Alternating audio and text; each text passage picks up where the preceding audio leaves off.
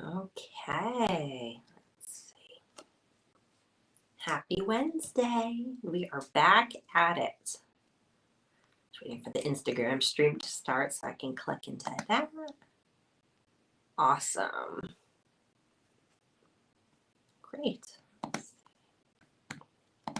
Give people a minute here to join.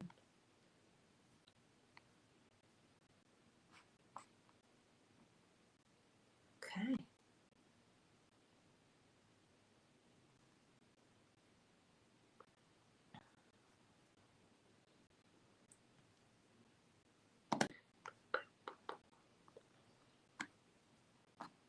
All right. So tonight, I've been getting a lot of interesting questions and really good, valid questions. One of the things I don't want to forget, picking to do a pacifier or not is really a personal decision. Every baby is different.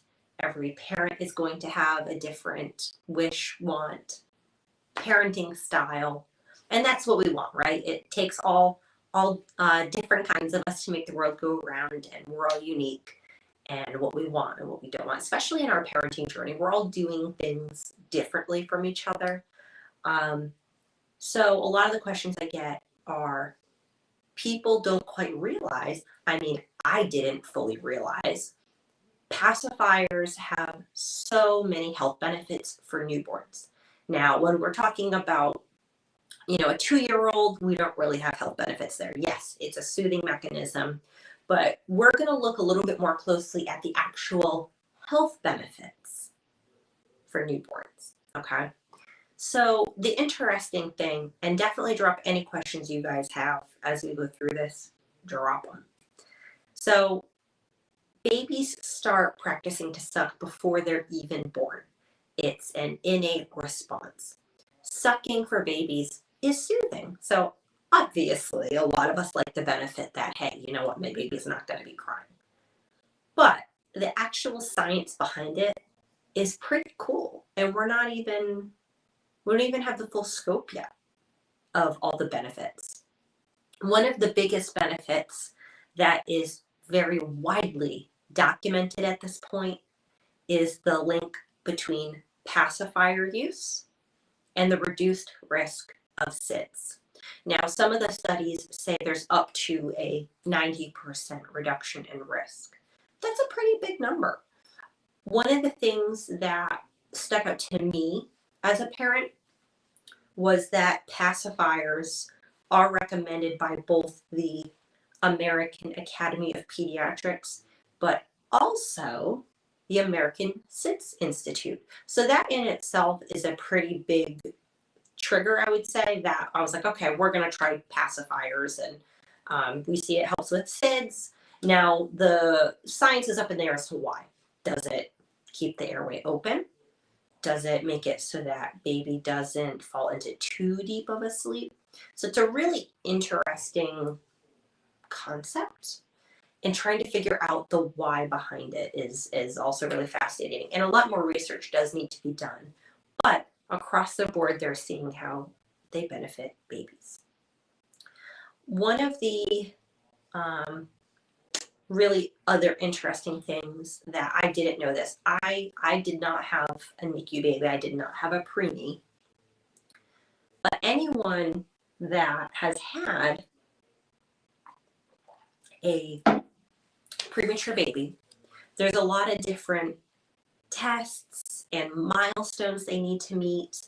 And one of the things that they do in the NICU is they actually practice sucking. It's called non-nutritive suck. So when they're sucking on a pacifier, they're not getting it's not a food source, right? So with that, they are gearing up because it helps them when it does come time to be ready for food and digestion. So pacifiers are linked to helping NICU babies go home faster. This is a really, really interesting, wild, it wasn't something I knew at all. It wasn't something I hadn't thought about it, I'll be honest. My baby was born full term. She scared us a couple times, I'll give you that. but they're actually, pacifiers are part of neonatal intensive care protocol. So they improve digestion. That sucking and swallowing actually helps break down milk in formula. Extra saliva, the enzymes break that down.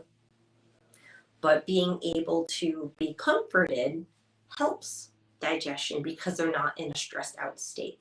So when cortisol is on the rise, that affects digestion. So when you're in that rested state, you can digest better. Babies can gain more weight. So it's very wild how interconnected and linked all of that is. So these NICU babies are able to go home much faster.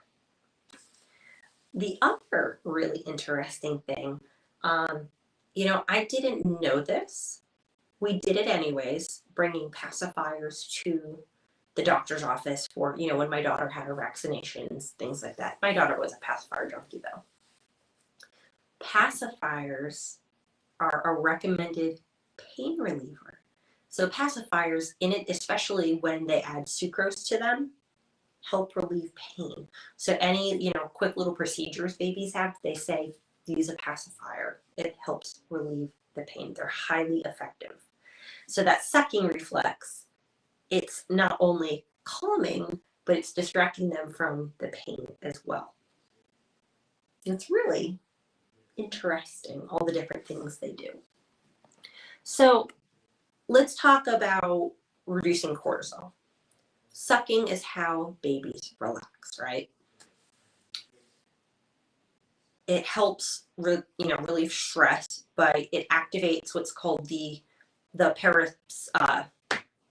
parasympathetic nervous system.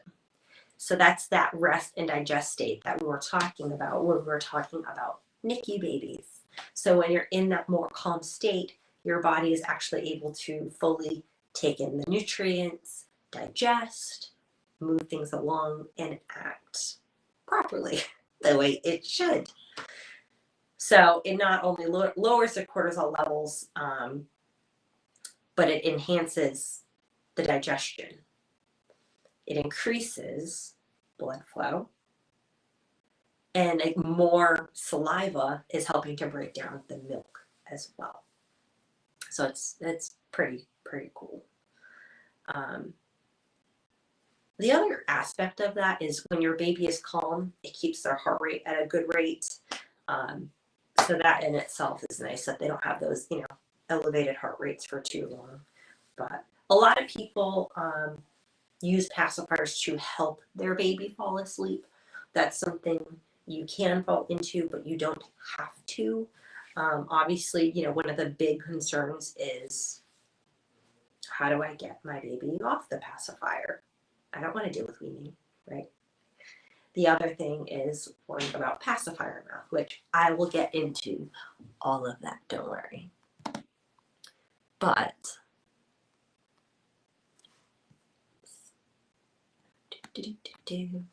it's just so interesting, like the science behind all of it. So yes, we have all these wonderful pacifier health benefits, right? Well, talking about weaning, talking about pacifier mouth, one of the major aspects to those is timing. So the American Academy of Pediatric Dentistry, they have their own pacifier policy, if you will. Yes, it's actually called the policy, pacifier policy. And it's right on their website. In that, it's talking about how, we definitely want kids off the pacifiers by age 3.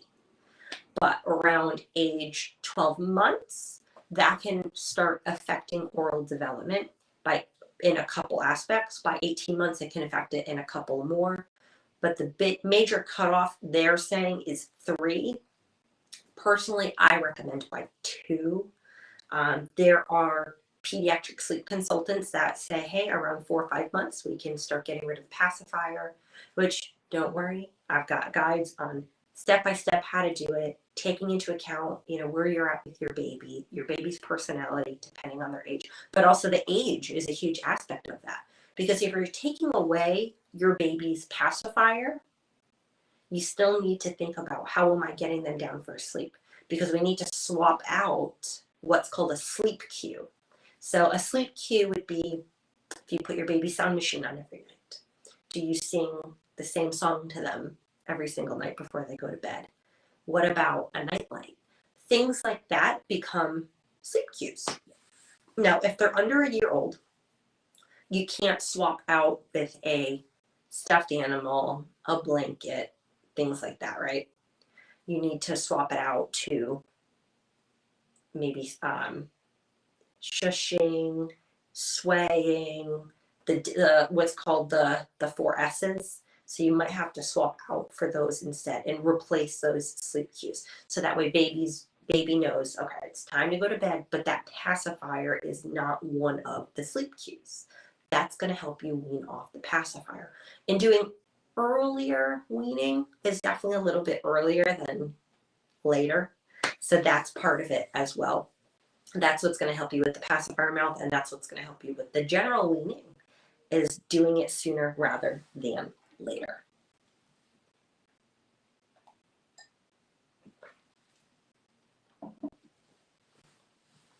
So for us, I was a little nervous about getting rid of the pacifier. Like that was I'll deal with it later.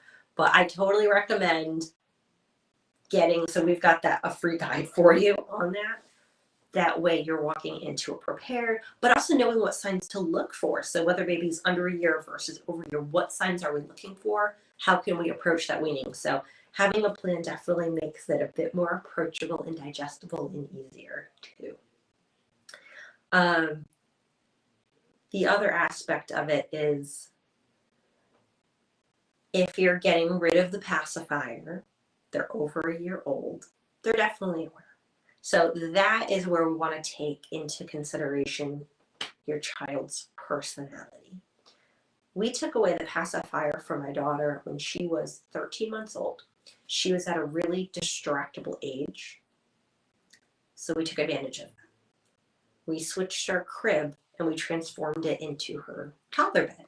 So she was so excited that she could just get in and out of the bed itself that she wasn't looking for her pacifiers.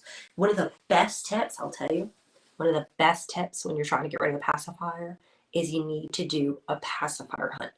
First and foremost, get all the pacifiers, round them up, because you can come such a long way in progress in getting rid of the pacifier, but as soon as they find one, it's over. So do keep that in mind. That is a big aspect of this as well. And any questions you guys have, reach out, shoot me a message, comment below, anything you need. I'm more than happy to help. I do have how to introduce a pacifier. I do have pacifier weaning guide. I have a lot of those. So one of the cool things that we have coming to Sooth Beginnings is a video library. So you will have access to video courses, you will have access to downloadable PDFs, and these guides will live there as well. At the moment, I do have the PDF guides. I have them in the link tree, but I can also email them out as well. So any which way you go about it, we've got all those resources to make this journey smooth and make sure you're prepared and knowing what you're getting into. And any questions you have on should I give my child a pacifier, definitely ask. There are a couple of things that the science is still out on. Reflux, that's another hot topic. The science has found that in the sitting up position, pacifiers help reflux, but in the prone position, like laying down like on their stomach, it can increase it. What a lot of, because it's interesting, depending on the doctor you ask, the lactation consultant you ask, you'll get different answers. So the breastfeeding consultant training goes over, yes, give a pacifier if there's a baby with reflux. Whereas some pediatricians are saying, no, don't do it. So it's going to be very unique. It might be worth a shot if you are, we were a reflux family. We had my daughter on reflux formula, because like to the point, like I ate a tomato and she cried for 2 days. It was a lot. I just stopped eating because it was affecting her reflux. She ended up on medication for reflux as well. And the pacifiers, I think the pacifier helps relieve some of her pain. It calmed her. So for her, the pacifier was so incredibly helpful. So that's what worked for us, was doing the pacifier for the reflux. So if that's something you are experiencing, it is worth a shot to see if it does relieve anything for you as well. Even if, maybe it really doesn't help reflux, but it just brings them comfort. We don't know what the science is there yet. I've seen it go both ways. So it's interesting. So next month, the Soothe Beatings pacifiers will be here. A few weeks after that, we are planning an incredible photo shoot. An incredible videographer is coming in, and we're going to there's just going to be a lot coming. So I'm really looking forward to that. I'm really looking forward to showcasing just how beautiful these pacifiers are, and showcasing the babies using them, and highlighting breastfeeding. There's a lot we've got going on behind the scenes lately. I cannot update you on everything, but there's a lot going on behind the scenes that I'm really excited to bring. It'll be good. So if this is your first time checking out Soothe Beginnings, if you were just here for the information and the questions on why give a pacifier, or what do I do about pacifier weaning and pacifier mouth, things like that, welcome. I appreciate you being here. The Soothe Beginnings pacifier is really here to solve quite a few problems. We're looking to make it convenient, simple, and safe to soothe your baby. That's the goal. That's what we're accomplishing. With each starter kit, you get to pick which cap and shield. So the pacifier has interchangeable nipples. That way, you can figure out which one baby likes. So the starter kit comes with 3 different nipples. Whether you're nursing, we've got you covered. We have the orthodontic shape as well as the traditional shape.